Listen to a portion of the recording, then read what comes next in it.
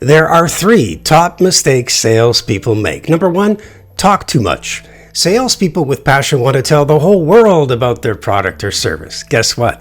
Nobody cares. Buyers care about their needs and solving their problems, so simply shut up.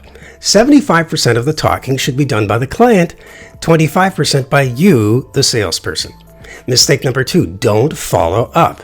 It never ceases to amaze me how some salespeople look for the quick sale, and if they don't get it, they move on. They never make a follow-up call.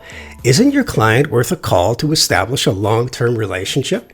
And mistake number 3, taking rejection personally.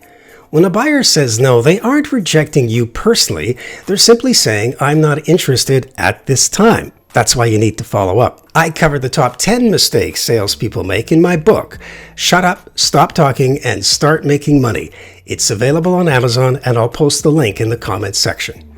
Would you like to know how not to make the top 3 mistakes? Watch the next video.